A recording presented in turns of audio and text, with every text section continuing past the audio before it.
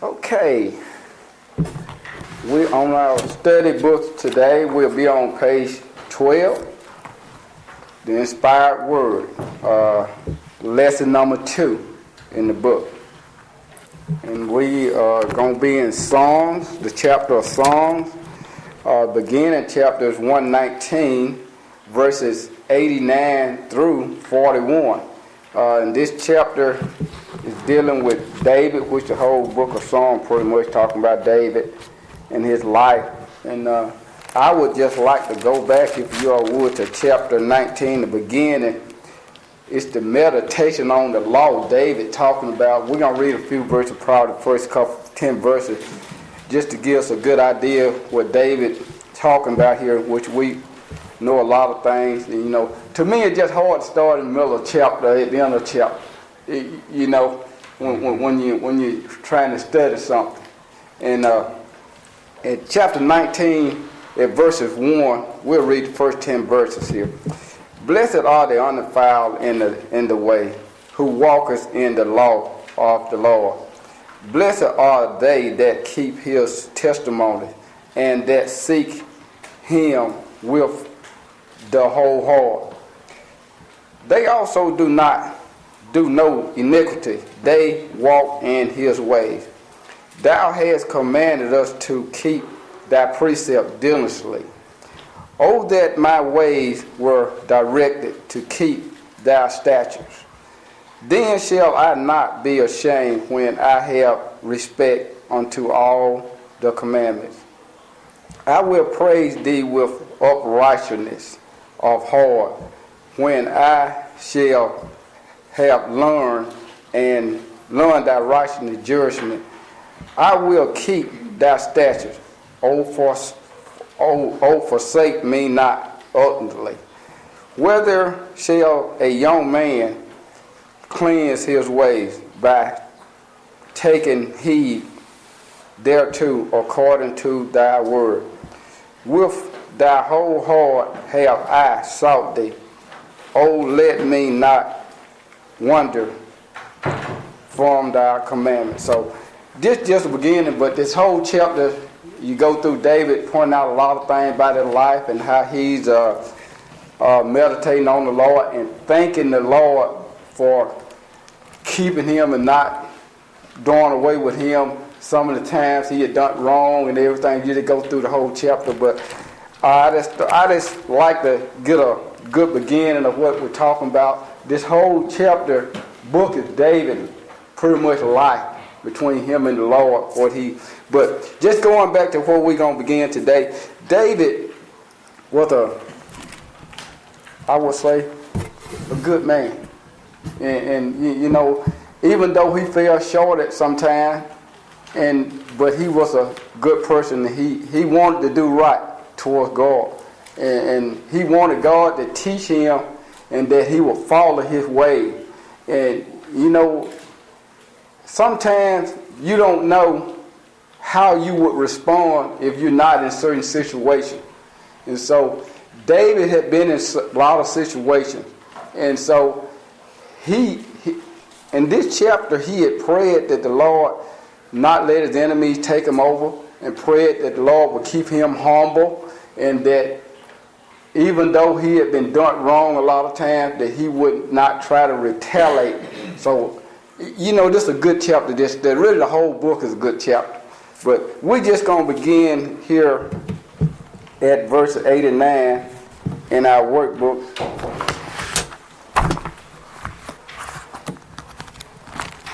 Verse 89. Forever, O Lord, your word is settled in heaven. Your faithfulness endure to all generations. You establish the earth, and it abide. Now, David, he's acknowledging that the Lord's word is settled. It's here. It's going to stay, what he's saying. He don't put it here, it's going to stay. And it's settled in heaven. And if it's settled in heaven, it's going to be settled in earth too. So he said, in a sense, well, you done put it here. And what I got to do is follow. What I need to do is follow. It's the same thing about for everyone. Everyone may not do it, but it's a vibe for everyone the same way. Your faithfulness endure to all generations. So that means that no generation is left out. That His word meant for all of them, and that they would have to do the same. You established the earth, and so He set the standard. We read last week about when He was on Job. Job was didn't want to. He had went through trials and stuff like that, and he started to question God, and he asked Him where was He when He created the earth, the heavens, the stars, and measured the length and all that stuff. He had Job, could he do any of that? Which we know Job couldn't do that. But sometimes, instead of bickering a lot of time about what help been set up, you just need to follow the statute, because you can't change things. I'm going to just make an illustration. We got laws and standards here in Mississippi on the book. And those laws are on the book. You can cut up all you want. Those laws not going to change. You might get the congressmen or whatever to go back and they look at them next year, but you're in a situation this year, you might as well just go on and take your medicine because it's not finna be changed. They might go back and look at the books and stuff and change stuff. So there's no need to pout over it. I know some things may not be right in the sight of man nor God sometimes, but hey, it is what it is. We got to deal with it until you have look at it again, and maybe they could be changed.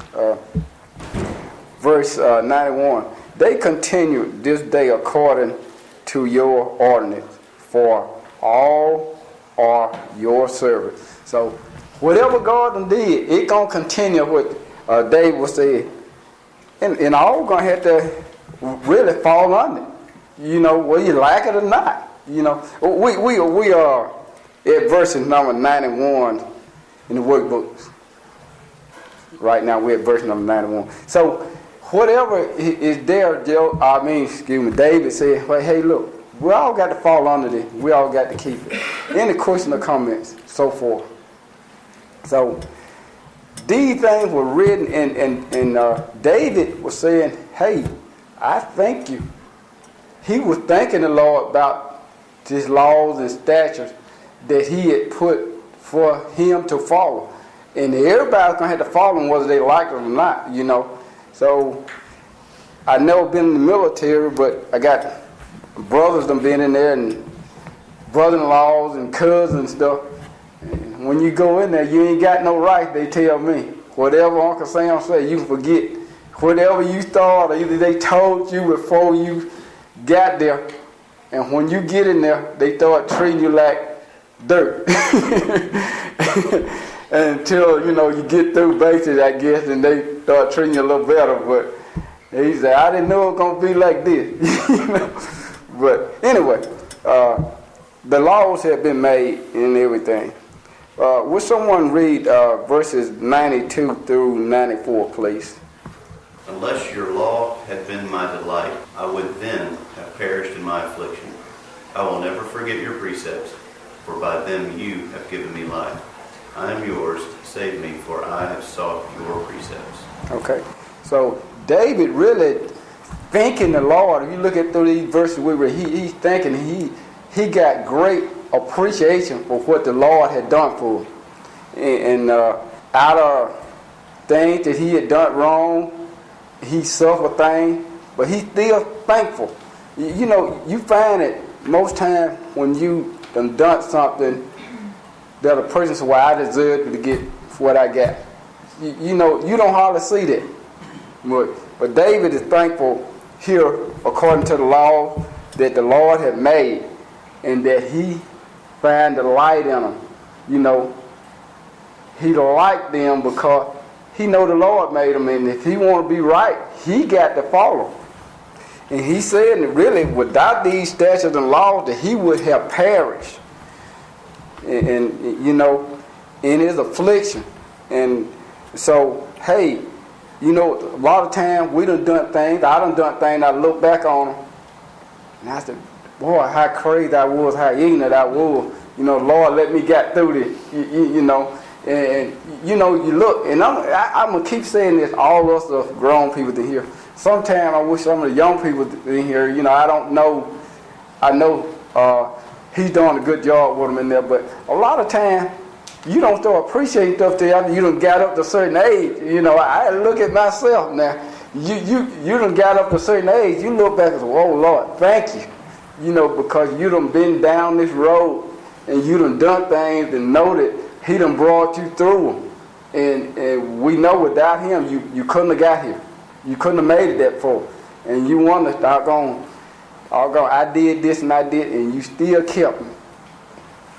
Just like you're talking about, this is the father-son or mother-daughter relationship. This is the parent relationship. Unless your law had been my delight. Most of the time, we don't think about law and rules as something that you like to delight in. Mm-hmm. But just like you're talking about, I mean, after it's one of those things after the fact. You're like, you know, I should have. you learn later. Yeah. What you should have learned. Yeah. Well, there's my mother sitting right there, and I told her when I was coming up, I didn't lack a lot of my dad and mother rules and regulations. I'm gonna just be honest. But I have told her since I have got grown and had children and helped raise them, I thank you because I've been down a different path. You know, some of the other kids were allowed to do certain things, and I wanted to do them. They said, nope, you're not gonna do them. And so. And until you get the age, you don't really appreciate it. It starts sinking in. Okay, verses 93. I will never forget your precept, for by them you have given me life. Hey, David telling the Lord, hey, look, without your precept, you have given me life. He known that the scripture was there, and he wanted to keep the scripture. And he did the best his ability, just like anybody else. And he know that if he hadn't kept his laws and his precept, that he probably wouldn't be where he's at this time. And he was thankful. I am yours. Save me, for I have sought your precept. He said, well, hey, look, save me. I have sought. He wanted to do them. He pursued to do right. Regardless of what it was, he wanted to do it. Any question or comment? All right. 95. The wicked wait for me to destroy me, but I will consider your testimony. I have seen the consumption of all perfection, but your commandment is exceedingly abroad. But here he's still expressing his gracious and his gratitude to the Lord, because he mentioned in 95 that the wicked, they waited on him to destroy. But he knows that he being in the Lord and doing right saved him, kept the wicked from getting to him and destroying him. Wow. Go ahead. I think a lot of reasons that we lose so many young people in the church today is they don't understand the way that the Lord works. They haven't been alive long enough to understand it. You know, that if you ask for something today, well, today may not be your day to get it. You know what it is. Mm-hmm. It may be 10 years down the road, but they don't have the experience to know that you wait on the Lord. Mm-hmm. You know, you have to carry on your everyday life, but you wait on the Lord and have faith that He will hear your prayers and everything. You were saying, you know, I don't know what you were saying, but I think that's one of the main reasons that we need to, you know, keep His scripture and all that, you know, the same way David did, and just have faith, you know, and I think that's where you were talking about the younger people to be in here to, right, you know, hear it and everything. Yeah. Well, you know that. Yeah. Because I'm going to tell you a lot of times, now we might think these young people are crazy. Well, it's not, I shouldn't say that. But they are, they are a lot smarter than we give them credit for. And children will sit there and listen. Of course, a lot of them do what they want to do, don't get me wrong, but I haven't forgot a lot of things now that my mother and father said when I was little. I can picture it in my mind right now.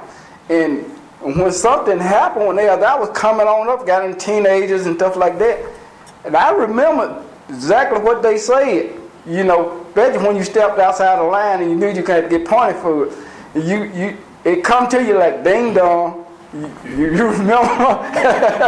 But you know, children do not forget. And I'm talking to my son. He's 26 years old now, and he was telling me something just last week that I said. I know he couldn't have been more 6 or 7 years old. I'm saying I didn't think he remembered, but he remembered that. Okay. I used to tell my daughter, I was telling my husband yesterday that I was talking to my daughter, and I would always tell her it's not all about you. At 5 years old, she wanted to have a way, and she said, "Let me have a way," and I said, "No." And she said, "Aren't I good when I have my way?" I said, "Everybody's good when they have their way." "Well, let me have my way then." I said, "No, it's not all about you." So she said, "Mom, I remember that," and I said, "Well, when did you learn it wasn't all about you?" She said, "Long time." And she got out there, and the world was looking at her. We have to get on their levels. Teaching, I teach high school. Teaching high school, you have to get on their level, and you give them some parables. Yeah. You make up some, and you show them, look, you are 14 years old. And I know license doesn't drive, people drive, because they told me that people, license don't drive, people drive. So I told them, I said, but the law knows that you are not ready to have something that's 2,000 pounds up to 4,000 pounds under your little feet. You don't know how to control it. Right, you don't know how to control it. You don't know how to control your own self. You get upset because somebody cut you off, whatever. I said, so the law even has time on when you can get your permit, when you can then get your license. The law says when you can drink and smoke and all that, because there are people out there who take advantage of you. They sell you these things. They even say that you can't even get into contracts. They do everything to protect you. And they give you these things at certain ages and time. And that's when I talked to my daughter like that. She had a rebel for a friend. But her friend was very, very bright. She was in all the honors classes. Yeah. Okay? 9th grade. Taking somebody's car, running into the school building. Parents had to pay for that. Okay, had to pay for the bricks to be put on the school again and everything. But it was during school, she shouldn't have been out. She was just going to run up to the store and come back because she thought she could drive. He was driving her boyfriend's car, so he had to call his mom and tell his mom somebody uninsured was driving one day, get to school. Oh, it was just, she would get out of the house, be gone, and nobody know where she was. Just do stuff. And I said, darling, the law tries to protect you. I said, I try to protect you. I said, I give you times when you can date, when you can do whatever, because I will teach you until then, and then I will observe you, and then I will comment. You know, it's a training and process. I said, the law even says when you can and cannot do things, and when it's legal or not legal to date somebody 15, 16, and under.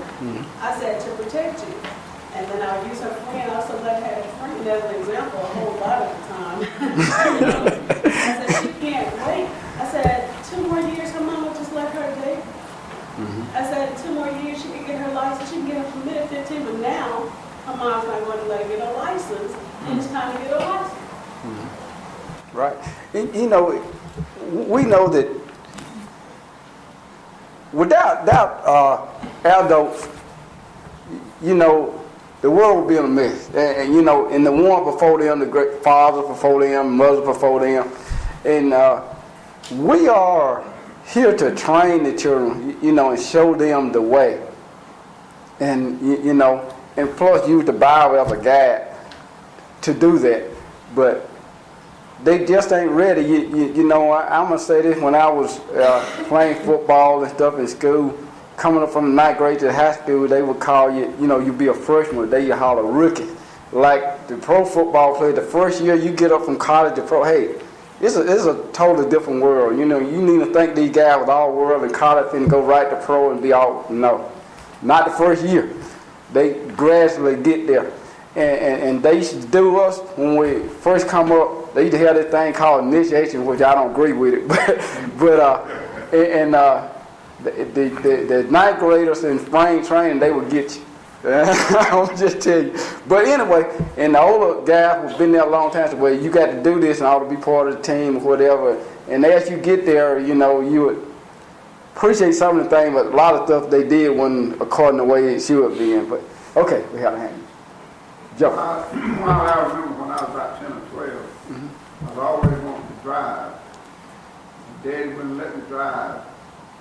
You know, he said, you got to learn out here on these roads. I was driving horse and buggy. I wanted to go to town, you know, go down to the farmer's market and all that. But he wouldn't let me do that till he made me drive a whole lot on roads and things and learn how to drive before he let me go to town. Observe you. Make sure you're ready. Time period back even driving horse and buggy that you had to go through just like a car. Yeah. It's the same way. Time just, you know, changes, you know, further, you know, the horse and buggy to the cars and stuff like that. And back then, the horse and buggy, you could get injured and hurt yourself and you wouldn't, for sure, you know how to do it. Brother Hickman. You really said everything you said in verse 95. So the wicked have waited for me to destroy me. But I will consider thy testimony. So really, he said that he's going to consider the Lord. Yeah. Because if not, he would destroy himself. Okay, Pat. I don't think the songs could be anywhere as beautiful as they are had David not shut the Lord out for a long time when he committed adultery, murder, and all that. He learned. Keep on. He says you're the way. He's already learned without him. Now he wants to be close to him. Well, you know, what he did, and I'm glad you brought that up, you know, he, from what he did, he got taught a lesson. And now he want to let everybody know that he did wrong, and it because of the Lord, where is it now, and he's going to keep that way from here on out. You know, as you go through life sometimes things might happen. Some things we know better than to do sometimes, but we let it creep in on them. But if you're able to come through, the Lord bring you through it over, you need to be thankful. And don't do it again, because you might not make it back again. Okay, Luann? Being raised in the church, and I know a lot of people here who like being raised in the church. Do you remember when you got old enough to realize Sister so-and-so wasn't the nice lady you thought she was, Brother so-and-so wasn't, you know, you saw him down below the bar when you passed? That was, to me, that's the greatest thing we can do for them, is live the life right. You know, because I remember I had 2 or 3 people that I was totally heartbroken, you know, when I got older and realized, you know, they weren't what I thought they were. Yeah. And that's life. You know, yes or no? Our human beings. And if we don't toe the line, we will fall off. You can't. That's one thing. We need to look at God's example, His example, and not man. Even though man supposed to show the youngers the right path and stuff, but we got to look at God's precept. If you look at that, you can see what many men did fall in the Bible. But a lot of them made it right, and a lot of them didn't make it right. A lot of them didn't get a chance to make it right. Brother Hickman. Yeah, I look at what she said about towing the line, and I look at church discipline and how the church should total discipline in the church, because its effects are long-winded. And it changes lives if it's not handled biblically and neat. And we need to draw those things out so members want to lead those lives that are publicly unacceptable. Even by the community, not just the church. But Right, yeah. So So we have to look at that and see what effect that's going to have on the church. And it also is going to have an effect on especially the younger formative Common. minds in the church. What's tolerable?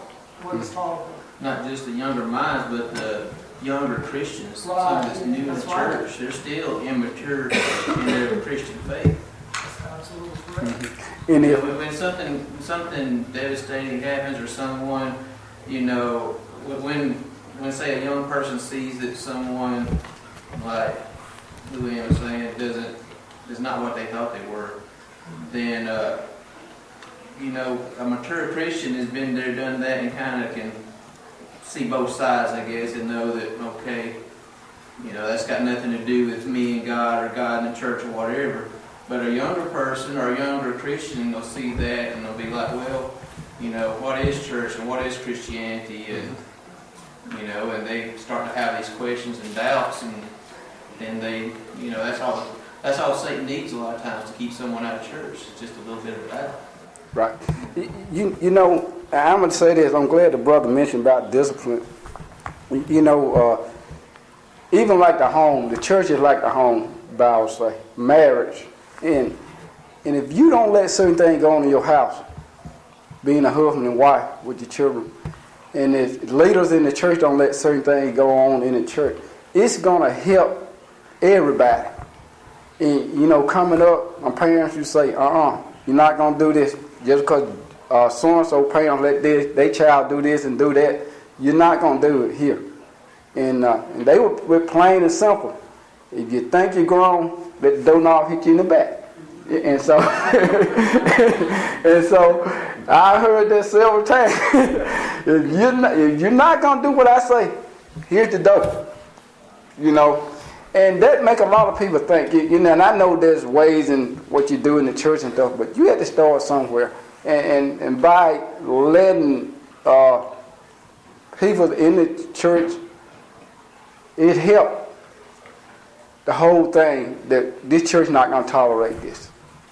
It's not my rules, it's God's rules. And we're not going to tolerate this here. And now if you want to do it, you know, you got a choice. We can withdraw from you. It's up to you. You can make it right. But if you want to walk, it's on you. You know, it's not nothing we're trying to do. Okay, any questions, comments? Okay, verses 96. Okay.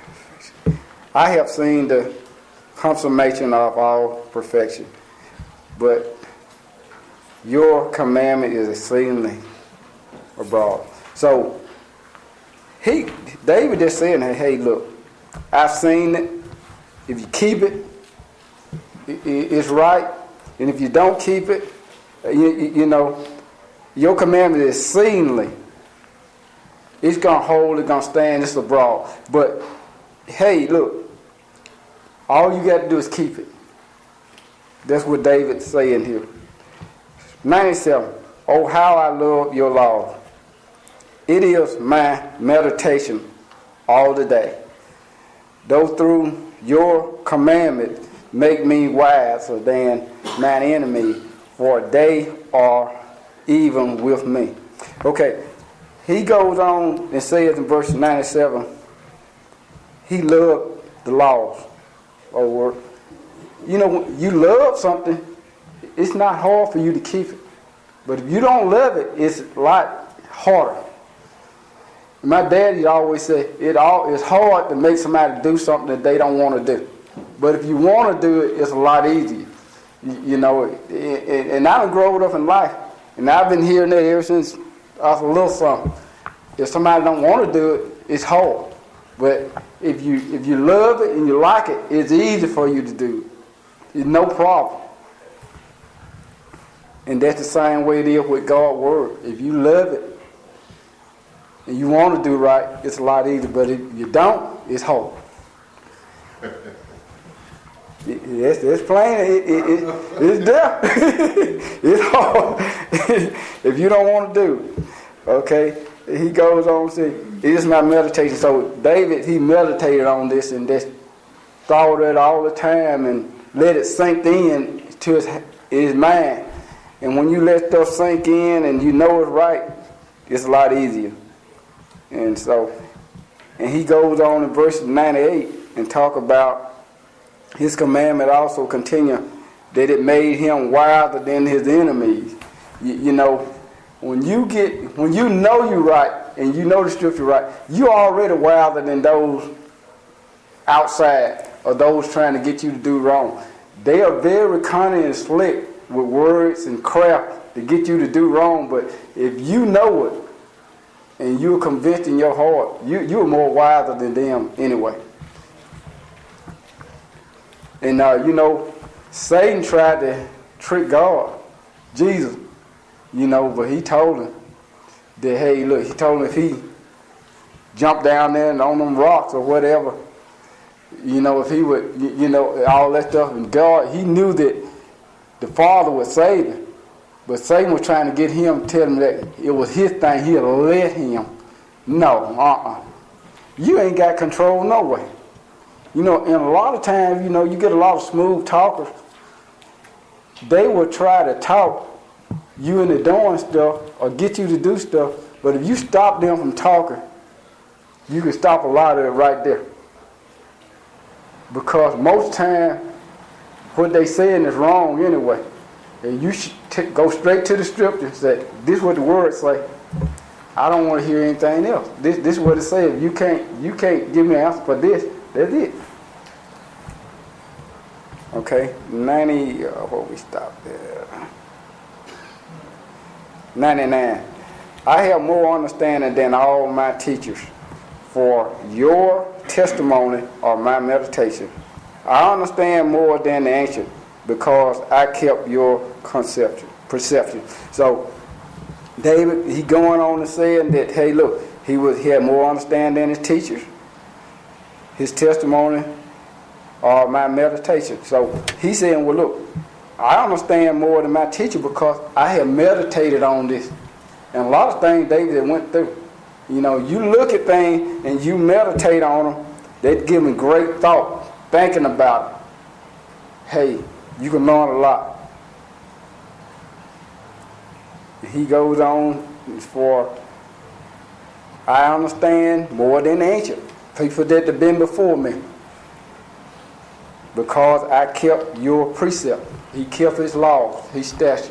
You know, you get younger people coming up sometimes, preachers, teachers, and you saying, I'm amazed how that they could teach or whatever. It's because they have put the time and study and meditation. And I'm going to say that I came up in the Baptist.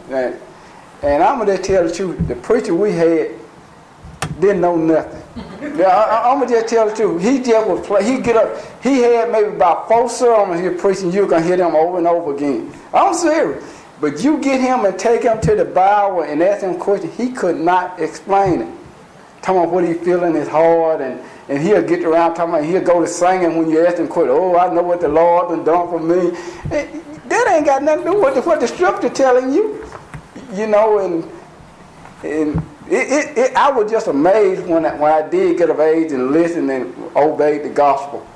How bad off I was, how bad off the ones I was with, you know. So, and I would talk to him. He trying to get you to come back. And I'm asking these questions. Why we don't do this? Why we don't do that? Well, you don't got to do that. God loves everybody. I'm saying, but the scripture says, and every time you get to something that he couldn't give you a Bible answer for, he'll go to this moaning, oh, Lord. You know, man, that ain't got nothing to do with it. You know, and stuff. But it's a mind thing. They get people all wrapped up and they got them. It's wrapped up in emotion. Yeah. And you know, and once if you get control of someone's emotion, you got them. You got them. You know the right button to click, punch, and you got them. But yeah. At our center, you know, we had a lot of different activities and things that we try to do for the clients, but I won't let the whoever's doing activities do anything religious unless I said, well, if you want to do something, you can just read strictly out of the Bible. Yeah. You know, just read some scripture or some passage. And that way I can feel comfortable if they're not saying anything wrong. But at one time, I guess this lady didn't know it, and she was reading from some religious book and whatever. And so afterwards I was questioning about it, and she said, well, I know it was right because when I was reading it, I had chills. So